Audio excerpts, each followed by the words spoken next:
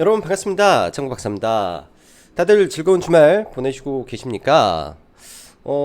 지난주에는 날씨 기온이 좀 갑작스럽게 좀 내려갔죠. 그러다 보니까 좀 때늦은 추위가 오지 않았나라고 생각이 들었었는데 이번 주는 정상적인 아주 좋은 가을의 날씨지 않나라는 생각이 듭니다. 구름 한 점 없이 깨끗한 하늘 속에 바람은 좀 차나 햇빛이 따스하기 때문에 야외 활동하기 너무나 좋은 날씨인 것 같아요. 그래서 덩달아 제 기분도 좀 좋아지는 것 같지 않나라고 생각을 합니다. 그런 좋은 기운 속에서 오늘 방송 시작하도록 하죠. 자, 일단 지난주 국내 증시 거의 이제 수, 목, 금 3거래일 정도가 시장이 지지부진한 흐름을 이어갔습니다. 사실 어제 시장도 장 막판에 일부 지수가 반등을 해주면서 겨우겨우 시가 위로 코스닥이든 코스피든 시가 위로 올라오면서 좀 마감을 했으나 여전히 지수가 저는 좀 탐탁지 못한 흐름이라고 저는 개인적으로 생각을 합니다. 반면에 미국 시장 보면 특히 다우 지수는 신고가를 가고 있고 S&P 500도 좋은 모습을 좀 보여주는데 국내 증시는 그런 부분을 전혀 따라가지를 못하고 있죠. 이런 점이 조금 아쉬운 모습이 많습니다. 일단 글로벌 증시의 맏형격인 미국 시장과 국내 증시는 상황이 다를 수밖에 없기 때문에 그런 모습이지 않나라고 생각이 들고 여전히 시황은 변함이 없습니다. 말 그대로 추세 때 상단에서 일단은 조정이 나왔기 때문에 이 추세대에서 박스권 상단에서 조정이 나왔기 때문에 이제부터 우리가 찾아야 될 거는 스윙이라든지 정상적인 우량주, 정상적인 섹터의 종목을 매매하기 위해서는 지수가 이 수평 박스권에 들어왔을 때 투자의 관점으로 보시면 좋을 것 같고요. 지금은 시장을 이끌고 있는 강력한 테마주 위주의 매매가 필요합니다. 또한 이러한 테마가 부단 국내에서 일어나는 게 아니라 글로벌적인 테마를 형성하고 있다라고 하면 메가 트렌드라고 흔히 말을 하죠. 과거에 이제 기후 이야기가 나오면서 올라갔던 부분들, 그다음에 친환경차, 자동차의 패러다임의 변화 속에서 2차전지 소재 종목군들이 폭등한 모습, 그리고 지금은 이제 너도 나도 글로벌 대기업들이 진출하고 있는 이 메타버스 또한 저는 글로벌 메가 트렌드라고 생각을 합니다. 이러한 섹터 안에서의 흐름을 인지하고 봐야 될 것 같고요. 지난주에 제가 이 메타버스 관련된 이 자료를 카페에 올려놨습니다. 공부하시라고. 공부를 해야 되기 때문에 올려놓은 거고요. 지난주에 어디 있을까요? 지난주에는 제가 리포트에다가 아마 올려놨을 건데,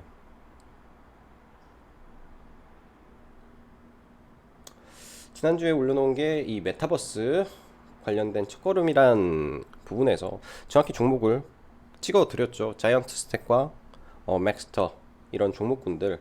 그러면은 사실은 NFT 관련된 이 자료는 산업의 변화 정도로 생각을 해야 될 것 같습니다. NFT 관련된 종목군들이 사실 시장에 많이 있으나 실질적으로 NFT를 활용하는 쪽이 저는 굉장히 수혜를 받을 수 있을 거라고 좀 바라보고요. NFT 구글 트렌드 추이가 이거는 이제 9월 달인데 10월 달에 한번 봤더니 계속 올라가고 있다라는 관점에서 NFT 시장이 커져가고 있구나라는 거를 인지를 해야 됩니다.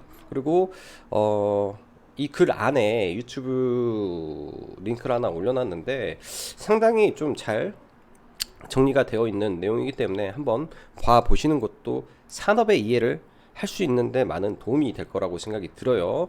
산업의 이해 없이 주식 투자를 한다라는 거는 그냥 맨땅에 헤딩하는 거기나 마찬가지고, 거기에 이제 성공 확률을 높여주는 거는 차트의 기술이지 않나라고 생각을 합니다. 차트 공부 당연히 열심히 해야 되는 건 맞으나 이 방향과 섹터를 알아보기 위해서는 이런 부분을 빼놓고는 절대 볼 수 없는 거라고 저는 판단을 합니다. 그래서 꼭 참고하시면 좋을 것 같네요. 자, 금요일 시장 먼저 보고 그다음 미 증시 보고 관련주 보고 마무리를 하도록 하죠. 자, 중간에 이번 주 오늘까지만 신규 회원을 받고 아마 다음 달에나 다시 가입을 받을 예정이기 때문에 관심 있으신 분들은 카페에서 참고하시면 될 것 같습니다. 자, 금요일 국내 증시 장 초반부터 미국의 이 애플 이슈로 인해서 이 부분이죠. 소셜미디어 스냅, 애플의 사생활 보호 조치에 타격을 받았다 라는 이유로 장 막판, 그러니까 장이 금요일날 미국 시장이, 그러니까 목요일 미국 시장이 마감을 하고 나서 시간 외에서 스냅 및 페이스북, 구글, 아마존, 애플 등등 이런 플랫폼 기업들, 특히 광고를 하고 있는 기업들의 주가가 시간에 굉장히 안 좋았습니다. 그런 영향에 의해 국내 증시 또한 오전부터 굉장히 좀 출렁였는데요. 여기에 하나 더가 이제 헝다의 23일까지 이자 지급 이슈가 있었죠. 다행스럽게도 헝다의 이자 지급은 일단은 완료가 돼서 디폴트 위기는 넘겼다라고 합니다. 그렇지만은 헝다를 제외한 현재 비교적 사이즈가 되는 4개 기업들이 다가오는 이 채권들 그리고 이자 지급이 남아있고, 대부분의 기업들이 지금 올해까지는 이자 지급에는 문제가 없을 거라고 저는 판단이 되고요. 문제는 내년 초가 되지 않을까라고 보여집니다. 그러니까 큰 틀에서, 그러니까 거시적인 부분에서 내년 초에 한번 큰 조정이 올 수도 있겠구나라는 생각을 일단은 먼저 시장에 하고 바라보면 좋지 않나. 즉 일정 부분의 현금은 그런 이 변수에 활용하시면 좋을 것 같습니다. 그게 어떤 의미냐면 지금까지는 이자 지급인데 내년 초에는 드디어 이러한 채권의 만기죠. 네, 갚아야 돼요. 그때는 이자가 아니라, 지금은 이 이자도 뭐 수천억씩 이자를 내고 있는 건데 내년에는 그 원금을 갚아야 되는 이슈들이 줄줄이 도래를 합니다. 그게 이제 내년 초 시장에 좀 먹구름을 줄 수 있는 내용이지 않나라고 생각이 들고요. 자, 금요일 국내 증시 최근에 계속 바람이 불고 있는 메타버스 테마가 굉장히 좀 뜨겁게 달가졌고, 여기에 더해서 뭐 게임 그리고 뭐 엔터 이런 섹터들, 여전히 시장의 중심에 있는 종목군들이 여전히 시장 대비해서 좋은 모습을 좀 보여주고 있다라고 보여집니다. 그래서 관련 내용들은 좀 참고를 하시면 좋을 것 같고요. 지수는 이러한 이 추세 때 상단에서 조정을 받는다라고 볼 때 이 하단까지는 언제든지 열려 있기 때문에 완전히 여기를 이탈하는 수준이 아니라 이 하단에서 횡보라든지 박스권 모습을 보여주면 그때가 좋은 것 같고요. 일단 코스피의 기준에서 최근에 급격히 거래 대금이 좀 줄고 있는 부분이 약간은 우려되는 부분이지 않나라고 생각을 합니다. 그러나 거래 대금이 마지막에 급감을 하고 지수가 그 자리에서 빠지게 된다. 증시 격언에는 그런 게 있어요. 거래 급감, 주식 바닥. 그런 부분이 있기 때문에 일단은 시장 환경을 잘 지켜보시면 좋은 기회가 되지 않을까라고도 생각이 듭니다. 자, 시황 들어가서 미증시 보도록 하죠. 금요일 다우는 상승, 나스닥은 장중한 때 마이너스 1% 가까운 하락을 보이다가 장막판에 소폭 올라오고 마무리가 됐는데, 여전히 테슬라 주가가 굉장히 강하고요. 그 외 플랫폼 기업들 대부분이 좀 하락을 하는 모습을 좀 보여집니다. 왜 지금 시점에서 페이스북이 메타버스에 올인을 할까라는 고민을 우리도 해봐야 되겠죠. 결국은 이 광고를 활용한 물품 판매 구조가 많이 바뀌고 있다 라는 관점에서 이러한 이 플랫폼 기업들의 생존 전략이지 않나라고 보여집니다. 그렇기 때문에 메타버스가 굉장히 중요하게 저는 보여지고요. 그런 관점에서 얘네들이 왜 이렇게 움직이는구나 라는 거를 생각을 해볼 수 있을 것 같고, 미국의 10년물 채권 금리가 금요일날 밤에 요동을 쳤죠. 이거는 이 연준 인사들, 일단은 파월의 인플레이션의 우려는 지속될 거고 내년에도 인플레이션은 지속 시장에 영향을 줄 것이다 라는 발언 속에 이 패드 지수라는 게 또 존재를 합니다. 내년에 뭐 금리 인상을 할 가능성이 몇 프로다 라는 건데, 그게 대폭 폭등을 하는 바람에 일단은 국채 금리가 요동을 쳤었고요. 장중 한때 미국 10년물 국채가 1.7%를 넘었던 부분이었는데 장 막판에 경기 둔화 우려가 나오면서 또 급락을 했습니다. 변동성이 굉장히 좀 크게 작용을 하고 있다라고 보여지고, 일단은 뭐 국채 금리가 추가적으로 상승을 안 할 걸로 저는 좀 보고 있기 때문에 일단 이런 부분에서 대한 우려는 없지 않나라고 생각이 듭니다. 자, 시장은 시장은 여전히 방향성을 찾아가는 과정이고 이번 주도 국내 대기업들 실적 발표가 이어질 전망인데 오히려 기대감보다는 실적 발표를 기회 삼아 기관과 외인의 매도가 저는 약간 우려가 됩니다. 즉 대형주 관점에서 종목군들 그냥 지금은 매수할 때가 아닌 것 같다라는 생각이 많이 들고요. 최근 급감하고 있는 거래 대금까지 고려한다면 현 구간에서 투자보다는 테마 섹터에서 답을 찾는 게 좋겠다. 그리고 박스권 하단에 우량주 정상적인 종목군들을 그때 투자해야 된다라고 말씀드립니다. 그때까지는 뭐 시원시원한 반등도 안 나올 것 같아요. 자, 금요일날 시장 보면 글로벌 빅트렌드로 자리 잡은 메타버스 관련주들이 대시세가 좀 나왔고요. 일단은 최근에 상장된 메타버스 ETF 몇 개를 좀 보죠. 메타버스 ETF 하루 빼고 이날이죠. 10월 21일 관련 종목군들 장중에 윗꼬리 잡고 좀 밀렸었는데 하루 빼고 전부 다 올라갔습니다.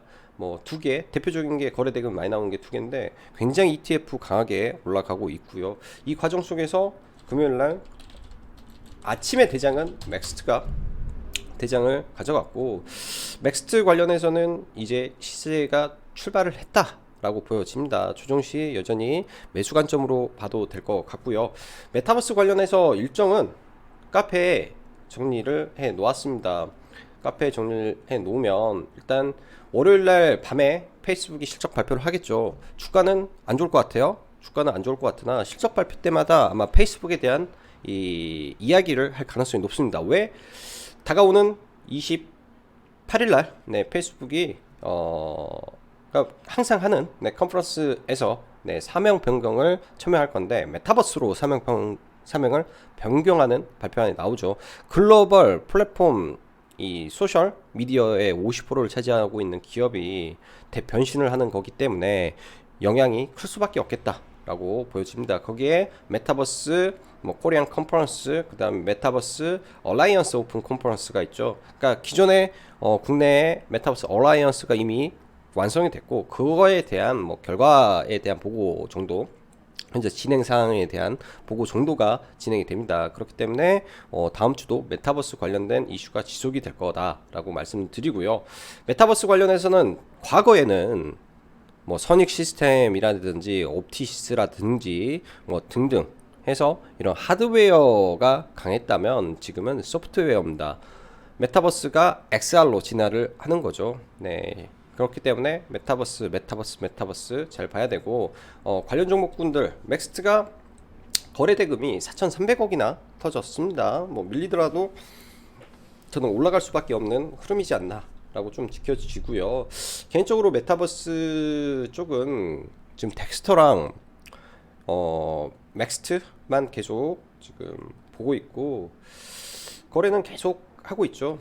거래는 계속 하고 있고 어제 시간에 사서 어제 시간에 팔고 다시 잡아서 여전히 일부 보유를 계속하고 끌고 가고 있습니다. 그래서 메타버스 섹터 저는 굉장히 좋게 바라보고 있다라고 말씀드리고요. 여기에 MP가 신고가를 내면서 상한가를 갔는데 김선호 사태라고 해야 될까요? 김선호 이슈도 시장에 영향을 좀 미치지 않았을까라는 생각을 합니다.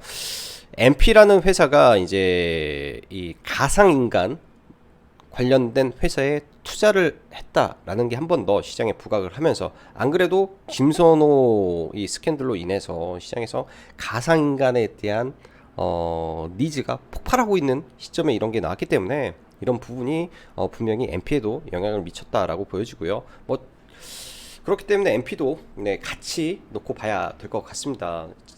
시장 안에서 추세가 좋았기 때문에 대장 역할을 하고 있다라고 봐야 될 것 같고 거기에 자이언트 스텝 있는데 얘네들은 약간 조금 높죠. 선도 회사, 상징적인 회사라고 생각이 들고 자이언트 스텝이나 위즈워크 스튜디오는 시가총액이 벌써 1조가 넘었습니다. 다소 좀 무겁기 때문에 상승 탄력이 좀 약할 것 같고요. 오히려 시가총액 기준에서 만만한 거는 덱스터 그리고 맥스트가 저는 될 거라고 생각을 들어요. 그리고 맥스트 같은 경우에는 상장하면서 상을 3번, 4번을 쳤던 굉장히 괴물 같은 회사입니다. 그만큼 시장에서 많은 관심이 있었고요. 금요일날 사실은 이 종목이 제가 볼 때는 상한가도 갈 수 있었다라고 생각을 하는데 기타 법인의 매도가 좀 많이 나왔습니다. 그 영향으로 좀 밀렸고, 기타 법인은 당연히 차익을 하면서 가기 때문에 그런 물량 소화 과정을 거치면은 굉장히 좋지 않을까라고 생각이 들어요. 그래서 메타버스 계속 관심을 가져야 되고요. 자, 국내 2차전지 소재 종목군들을 좀 보면 테슬라 주가가 신고가를 갔습니다. 그렇기 때문에 금요일날 그나마 저는 반등이 조금이라도 나왔지 않나 라고 생각이 들어요. 떨어지는 칼날에서 그냥 반등이 조금씩 나오는데, 반등의 기회로 매도를 하셔야 될 거로 저는 생각을 합니다. 그냥 매도를 해야 된다라고 보여주고요. 에코프로 BM이라든지 일단은 대장주급은 그나마 좀 반등이 나왔는데 그 외 종목군들은 마이너스죠. 네, 마이너스. 반면 파워넷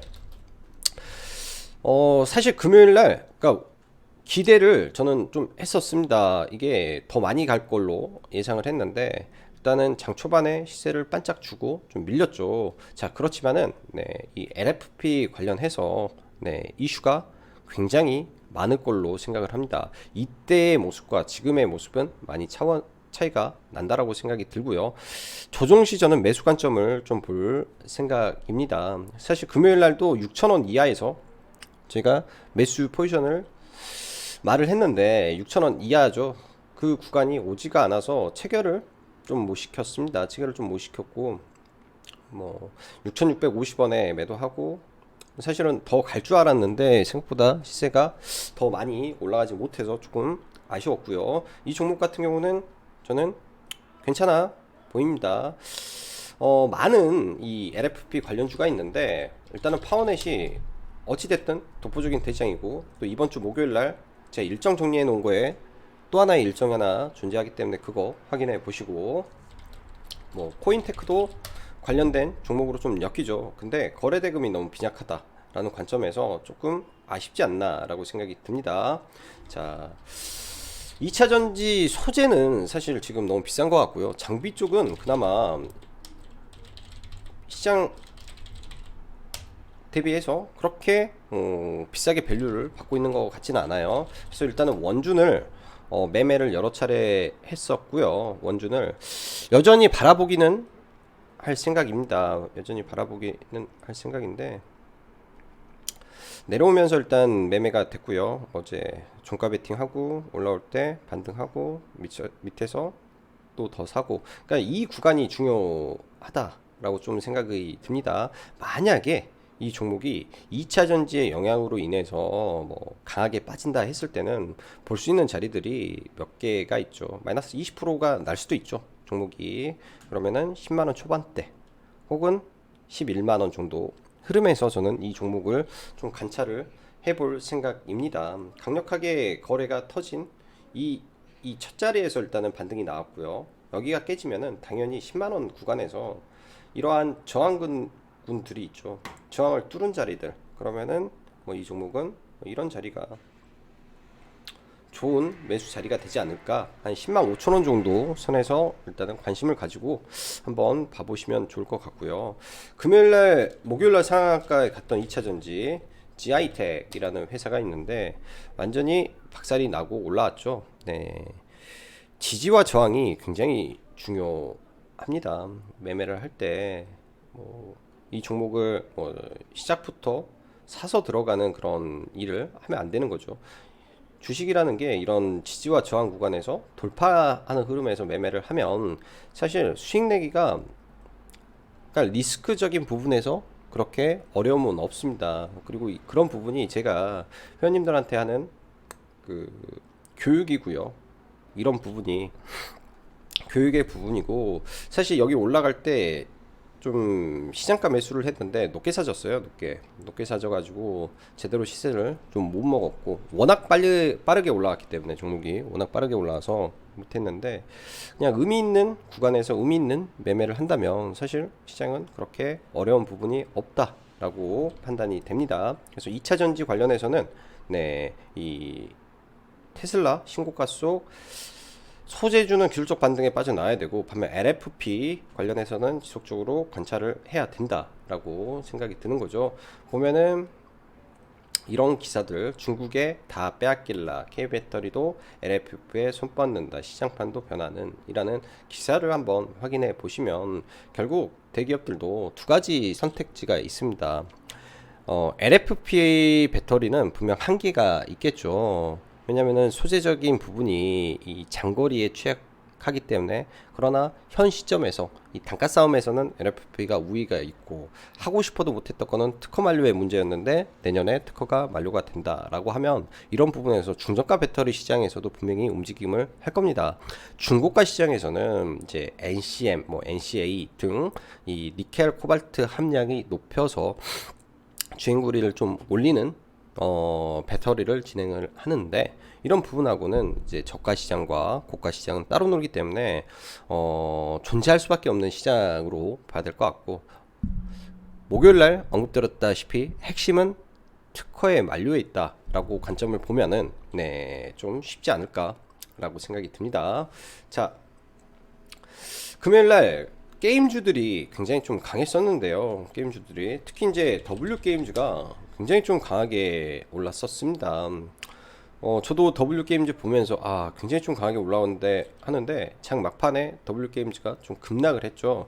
W 게임즈가 올라갔던 배경에서는 이 소셜 카지노를 운영을 하면서 가상화폐 회사를 인수를 한다. 그리고 시장에서는 그러한 인수가 P2on, 그러니까 P2E죠.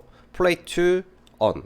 게임하면서 돈을 벌 수 있는 그런 생태계를 만들어 갈 거에 대한 기대감으로 주가가 급등을 했는데, 회사 차원에서는 아직은 검토된 바가 없다라고 기사를 내면서 좀 저는 급락을 했다라고 보여집니다.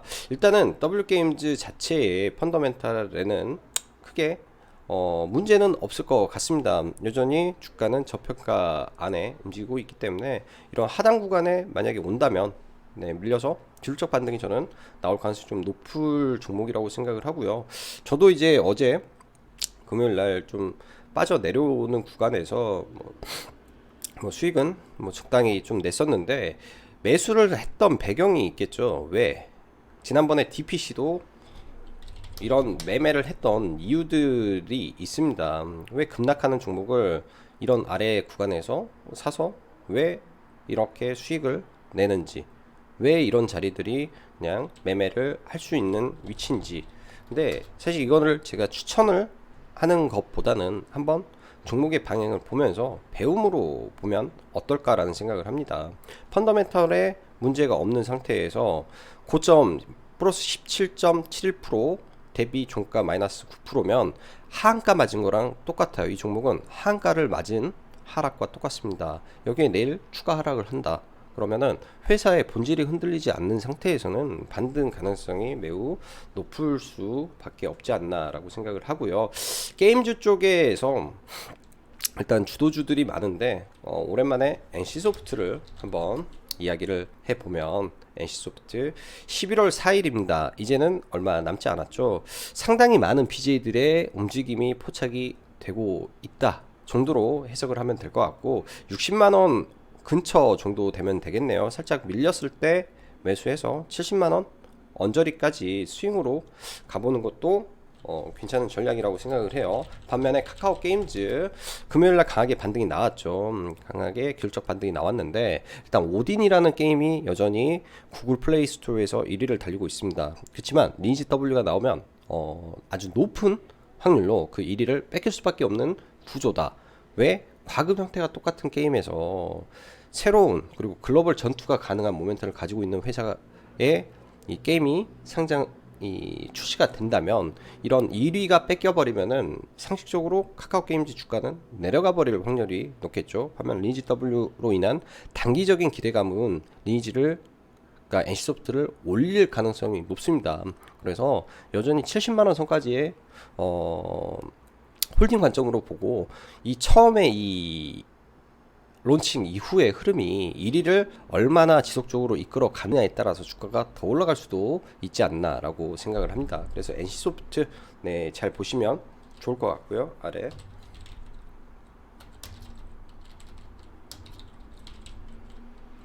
NC소프트, 우신 잘 보시면 좋을 것 같고요. 자, 나머지 우주항공에 대한 이야기를 한번 할게요. AP위성 시간회에서 제가 문자를 다 어제 목요일날 문자를 미리 다 보내놨습니다. 6% 이상에서 무조건 50% 매도. 네, 그렇기 때문에 시간 외에서 반을 팔았고요. 시초가에서 일단은 전량 매도를 했죠. 저도 똑같이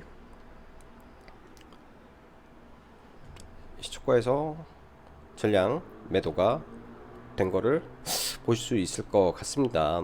이게 이제 왜 시간 외에서 제가 다른 종목들은 다 매도를 하고 에피시스템 하나만 놔뒀다. 그리고 왜 시초가부터 그냥 매도를 했냐 등등의 그런 부분은, 그리고 AP 시스템만 했냐라는 부분은 대장주를 잡아야 되는 거예요. 말 그대로 대장주는 덜 떨어집니다. 자, 우주항공에 대한 이야기를 좀 해보면, 저는 이번에 또 하락의 폭을 키운다면 잘 보면서 우주항공 섹터를 슬슬 관심을 가져도 되지 않나라고 생각을 합니다. 모두가 지금 그러니까 군중 심리는 굉장히 안 좋아졌죠. 군중 심리는 굉장히 안 좋아졌는데, 어차피 우주 산업 관련해서 미안해 완성이긴 하지만은 반은 성공을 했기 때문에 이 기대감은 이 다음으로 더 강하게 가지 않을까라고 판단이 들어요. 그러면은 이미 이번 누리호 발사로 인해서 어떤 회사가 어떻게 연관이 됐는지가 명확하게 나왔습니다. 딱 그 기업들만 보면 되지 않나라고 생각을 해요. 뭐 앞으로 뭐 중간중간에 이제 이쪽은 한 번씩 봐볼 생각이고, 성장 섹터이기 때문에 이쪽도 성장 섹터이기 때문에 봐야 될 것 같다. 자, 마지막으로 네, 문 대통령 유라시아 및 유럽 7박 8일 순방 일정이 있죠. 이거 관련해서 뭐 시간 외에 이제 한신 기계라든지 올랐는데, 이거는 뭐 월요일날 갭 뜨면 바로 제가 볼 때는 그냥 시가 고가 끝날 것 같고요. 일단 이 키워드를 면밀히 보셔야 됩니다. 일정에다가 제가 이 부분에 대해서는 키워드를 전부 다 재정리를 해서 봤는데요. 일단 먼저 26일부터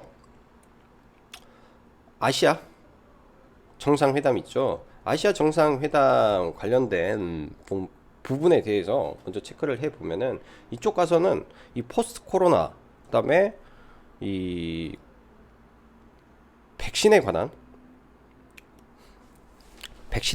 백신 허브에 대한 이야기를 한다라고 하죠. 백신 허브, 포스트 코로나 뭐 등등이기 때문에 사실은 아세안 정상회의에서는 볼 게 기후 쪽이 많이 없을 것 같습니다. 포커스가 이쪽이 아니고 신남방 정책이라고 해가지고 유통 뭐 이쪽이기 때문에 전혀 연관된 부분이 없을 것 같아요. 사실 뭐 백신 허브에 대한 이야기를 강조를 많이 한다면은 백신 관련된 뭐 SK 바이오사이언스라든지 삼성 바이오로직스 관련된 이연제약이라든지 서린바이오 정도 될 것 같고요. 특히 이제 이연제약 같은 경우는